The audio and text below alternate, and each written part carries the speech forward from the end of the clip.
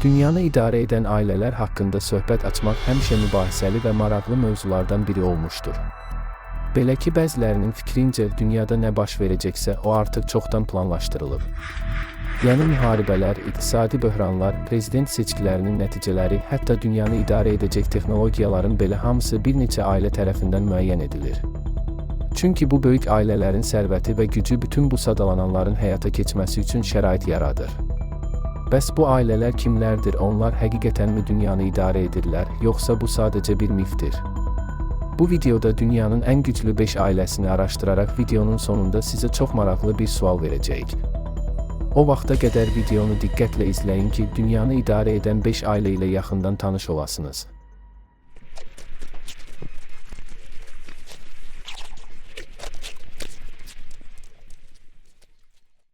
Birinci yerdə dünya maliyyə sisteminə böyük təsir göstərən Rothschildlər ailəsi və ya başqa sözlə dünyanın ən qorxulu bankirləri durur. Qeyri-rəsmi məlumatlara əsasən dünyanın ən varlı sülaləsi Rothschildlər ailəsidir. Onların ümumi sərvətinin həcmi təqribən 4 trilyon dollar olduğu deyilir. Lakin bu qədər böyük sərvətə sahib olmalarına baxmayaraq, onların uğur hekayəsi olduqca sadə bir başlanğıc nöqtəsinə malikdir. Rothschildlər ailəsinin tarixi 18-ci əsrə dayanır. Yəhudi emigrantın oğlu Mayer Amschel Rothschild 1762-ci ildə Almaniyada kiçik bir dükan açaraq fəaliyyətə başlayır. O, müxtəlif Alman knyazlıqlarının silkələrini dəyişməklə məşğul olurdu. Əslində, bu sadə iş fəaliyyəti sonradan böyük bir imperiyanın təməlini qoyacaqdı. Maraqlıdır ki, Mayer Rothschild bu işə başladıqda cəmi 18 yaşında idi. Cəmi 2 il sonra, yəni 20 yaşında, o artıq Alman hersoqlarının şəxsi bankiri kimi tanınırdı. Zaman keçdikcə onun təsiri və imkanları böyüyür, 100 il sonra isə Rothschildlər ailəsi Avropanın bir çox ölkələrinə kredit verən ən nüfuzlu bankirlərdən birinə çevrilir. Bununla belə, onlar öz sərvətlərini nümayiş etdirməkdən qaçır, kübar cəmiyyətlərdə nadir hallarda görünürdülər. Məhz bu anonimlik siyasəti bu gün də davam etdirilir. Hətta ailənin gerbində həkk olunmuş sadəlik, birlik və əzmkarlıq devizi də bu prinsipləri əks etdirir. Rothschildlərin uğurunun digər bir sirri isə evlilik seçimində olduqca ölçülü davranmalarıdır. Bu ailədə sadə mənşəli gəlinlərə yer verilmir. Ənənəyə görə ya yaxın qohumların qızları ilə, ya da yüksək sərvət sahibi olan şəxslərlə evlənirlər. Buna misal olaraq James Rothschildin varlı ailədən olan Nikki Hiltonla evliliyini göstərmək olar. Bu cür evliliklər Rothschildlərin maliyyə imperiyasını qoruyub saxlamalarına kömək edir. Beləliklə, sadə bir dükanla başlayan bu ailə tarixi bugün dünya maliyyəsinə yön verən ən böyük imperiyalardan birinə çevrilir. Sənaye inqilabından sonra qlobal enerji bazarında əsas oyunculardan birinə çevrilən Rockefellerlər ailəsi ikinci yerdədir. Onların ümumi sərvətinin təxminən 3 trilyon dollar olduğu bildirilir. Lakin bu ailənin maliyyə imperiyası o qədər də qədim tarixə malik deyil. Rockefellerlərin sərvət hekayəsi John Rockefellerin gənclik illərindən başlayır. O, cəmi 16 yaşından etibarən pul qazanmağa başlayır və ilk dövrlərdə ət, taxıl və ot ticarəti ilə məşğul olurdu. Lakin tezliklə dünyanın gələcəyinin neftlə bağlı olduğunu anlayır və beləliklə 1870-ci ildə John Rockefeller Standard Oil şirkətini qurur. Bu şirkət bir neçə 10 illik ərzində dünya neft bazarına hökm edəcək və qara qızılın qiymətini müəyyənləşdirən əsas gücə çevriləcəkdir. Ailənin nüfuzu oğul John Rockefellerin dövründə daha da güclənir. O, hökumətlə sıx əlaqələr quraraq Amerika Birləşmiş Ştatlarının bank sistemində mühüm dəyişikliklərə nail olur. Rockefeller federal ehtiyat sisteminin yaradılmasına lobbiçilik edir. Maraqlıdır ki, bu qurum nə Amerika Birləşmiş Ştatlarının prezidentinə, nə də Konqresə tabe deyil və bugün də fəaliyyətini davam etdirir. Federal rezervin dollarla bağlı verdiyi qərarlar bugün də bütün dünyanın iqtisadiyyatına ciddi təsir edir. Ailənin təsisçisi John Rockefellerin nəvəsi Nelson Rockefeller ötən əsrin 70-ci illərində Amerika Birləşmiş Ştatlarının vitse-prezidenti vəzifəsini tutaraq ailənin siyasi gücünü daha da möhkəmləndirdi. Kiçik nəvə David Rockefeller isə uğurlu biznesmen, maliyyəçi və diplomat kimi ad qazanırdı. O, həmçinin ailədə avtobiografiyasını yazan ilk Rockefeller kimi tarixə düşərək Xatirələr adlı kitabını nəşr etdirmişdir. Beləliklə, Rockefellerlər neft bazarına nəzarət edərək dünya iqtisadiyyatında mühüm rol oynayan ailələrdən birinə çevrildilər. Üçüncü yerdə açıq şəkildə görünməsələr də dünya siyasətinə və maliyyə sisteminə böyük təsir göstərən Baruxlar ailəsidir. Baruxlar ailəsi bəlkə də dünyanın ən sirli və müəmmalı ailələrindən biridir. Onlar nə Rockefellerlər, nə də Rothschildlər kimi geniş tanınmır, lakin dünya siyasətində və iqtisadiyyatında kifayət qədər güclü mövqeyə malikdirlər. Bu ailənin tarixi Bernard Baruxdan başlayır. O, hələ gənclik illərində öz broker şirkətini yaradır və cəmi 33 yaşında milyoner olur. Lakin onun əsl gücü sərvətində deyil, siyasi əlaqələrində idi. Belə ki, Bernard Barux 5 Amerika prezidentinin məsləhətçisi olmuşdu. Onun ən yaxın dostlarından biri isə Winston Churchill idi və o, siyasətin görünməyən pərdəarxası güclərindən biri, yəni boz kardinal sayılırdı. 1965-ci ildə Bernard Barux dünyasını dəyişəndə onun sərvətinin $1 trilyon olduğu bildirilirdi. Bununla belə, o öz həyatını sadə aparmağa üstünlük verir, New Yorkun mərkəzi parkında gəzməyi və sıravi insanlarla ölkədə baş verən hadisələr barədə söhbət etməyi sevirdi. Maraqlıdır ki, dünyanın ən varlı insanlarından biri olmasına baxmayaraq, heç vaxt mühafizəçidən istifadə etməmişdir. Bugün də Baruxlar ailəsi özlərini kölgədə saxlamağı bacarırlar. Onların adı nadir hallarda mətbuatda hallanır və ailənin nəslini davam etdirən şəxslər və onların fəaliyyəti barədə geniş məlumat yoxdur. Yeganə məlum olan odur ki, Bernard Barux, Anna Griffin Baruxla evli idi və ailəsi bugün də sirli və qapalı həyat tərzi sürməyə davam edir. Bəzən deyirlər ki, pul səs-küyü sevmir. Görünür, Baruxlar ailəsi də bu qaydaya əməl edərək öz güclərini səssiz şəkildə idarə etməyə üstünlük verirlər. Siyahıda 4-cü yerdə dünya enerji bazarına hakim olan Səudlar ailəsidir. Səudlar ailəsi müasir dünyanın ən varlı sülalələrindən biri hesab olunur.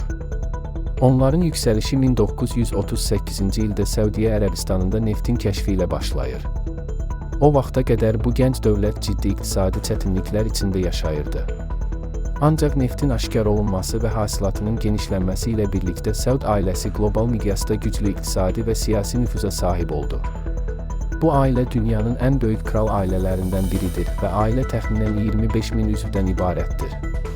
Onların ümumi sərvətini dəqiq hesablamaq çətindir, çünki sərvət fərqli sahələrə və şəxsi mülklərə bölünmüşdür.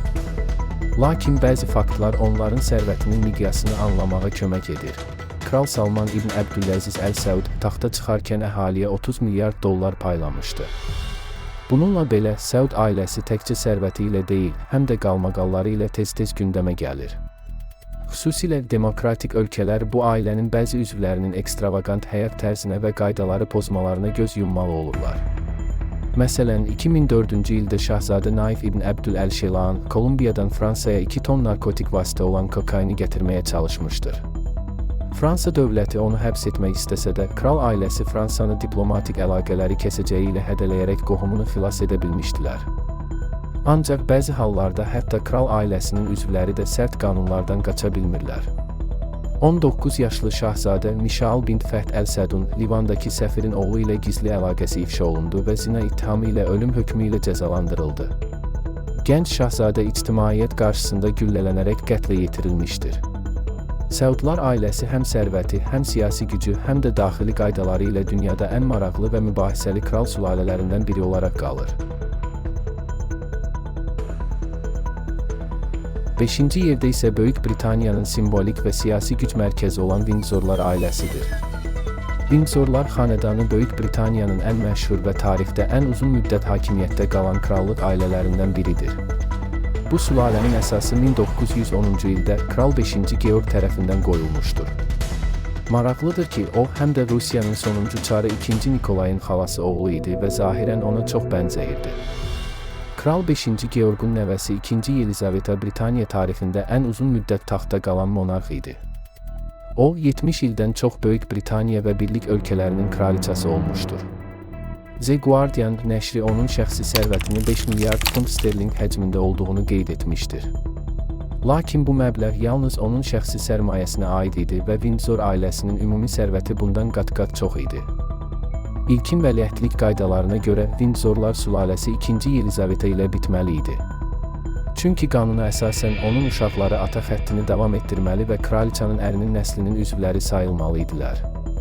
Lakin 2. Yelizaveta bu qaydanı dəyişdirərək öz nəslini də Windsor xanədanının bir hissəsi elan etdi. Bununla o, gələcək varislərinin krallıq mirasını davam etdirməsini təmin etmişdir.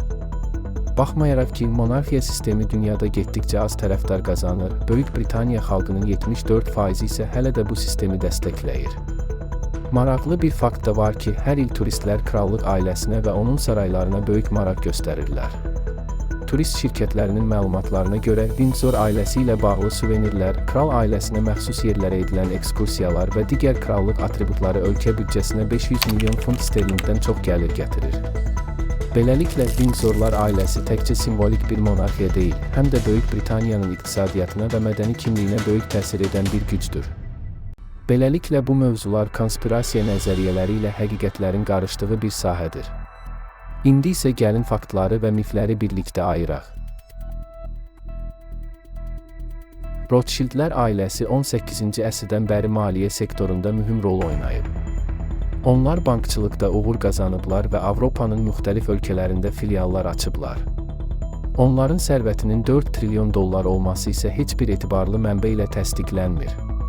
Müasir dövrdə Rothschild ailəsinin var dövləti əvvəlki qədər güclü deyil və ailənin nəzarət etdiyi maliyyə qurumlarının təsiri azalıb.